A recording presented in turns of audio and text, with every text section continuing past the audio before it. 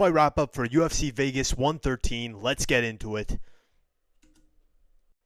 First up, let's talk about Jailton Almeida. Jailton Almeida put up a lackluster performance here. Rizvan Kuniev, he won this fight, but it was not an entertaining fight nonetheless. The fans were booing in the crowds, and they were booing very rightfully here. Jailton Almeida, this is two lackluster performances in a row where he just doesn't believe in his grappling. Now, yes, Rizvan showed some pretty good takedown defense, but Jailton Almeida never fully committed to himself in this fight, and I know he could admit that to himself. Even in the striking realm, he did not believe in himself, even when he had to rely on his striking in this fight. Rizvan, frankly, it wasn't a crazy dominant performance where he had Almeida rocked everywhere, but it was a dominant performance when you look at just point-wise, I guess. You know, it was a clear 30-27. You couldn't give Almeida a round here, and it's just concerning considering that the guy is a top 10 heavyweight. Just how bad is this heavyweight division getting? You know, we've seen the heavyweight division continue to struggle compared to other divisions. The skill gap just between heavyweight and light heavyweight is huge. Imagine heavyweight to any other division. It's not a good division. Honestly, it's one of the only divisions I can honestly say that was better back then compared to now. Because if you look at every division in the UFC right now, the divisions are much better than what it was previously. Let's say 5 years ago, 2 years ago, whatever you want to say. It's in its prime right now. Every division is in its prime. Every division has constantly showed improvement within the years, but this division absolutely.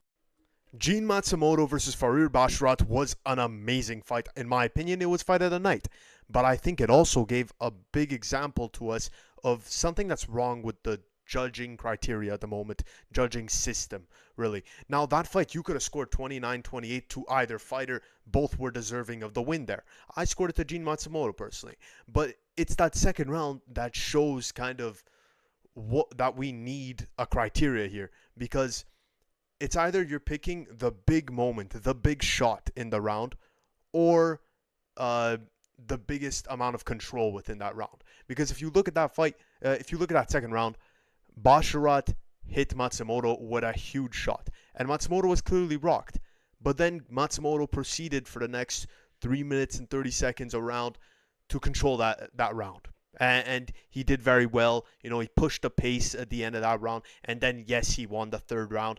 So you have to decide in your head what's more important, the big shot or the fact that he came back in that round and he put in some good work and kind of controlled the rest of that round, controlled the rest of the fight, arguably.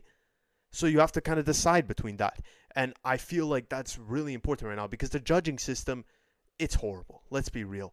We get awful decisions all the time. Now, this wasn't an example of that, but it was an example of a round where we need a clear criteria.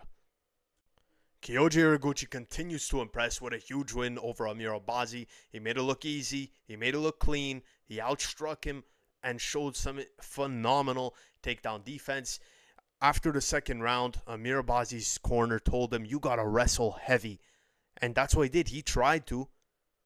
Horiguchi completely just got out of it so easily. His takedown defense was impeccable. His striking, wow, he was rocking Albazi. You saw his legs buckle a couple of times. And yeah, what a performance. I can't wait to see this guy fight in the top 5. I do think he is one fight away from a title shot.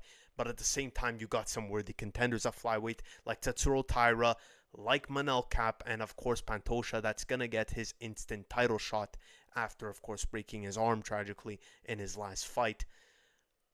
I'm hyped for Horiguchi. There's a lot of matchups for him, and he does represent that old era of flyweight that questions if flyweight did actually get better as a division, because Horiguchi was one of the top guys, and he's looking like one of the top guys still within this division on his second run in the UFC. I can't wait to see more from this guy. Mario Bautista just dominated Lockdog Oliveira, and he made a big call out to Corey Sandhagen. It's an interesting rematch. Mario Bautista, he fought him in his debut. He lost, yes, but it was a great fight, and that makes a great rematch here. He wants to fight in the top 5, and he should rightfully fight in the top 5. Mario Bautista is an impressive fighter, and he's only lost to the best, really. He's lost to Corey. He's lost to Umar. You can't blame him for those losses. The guy is a high-level fighter, and he deserves this fight. I am so excited for the guy. I mean, he really put on a phenomenal performance here versus an Oliveira that cut way too much weight.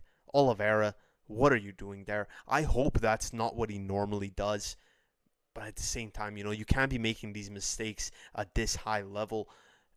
It was the wrong thing to do right there. Sure, you were carrying more bombs in your hands because, yeah, you were sitting at a heavier weight. But no, your cardio took such an impact here. In the second round, you could have told he was gassed. You could have told he didn't want to be there. And Bautista took full advantage. Bautista's a very well-rounded fighter. He's a great performer, and he performed greatly today.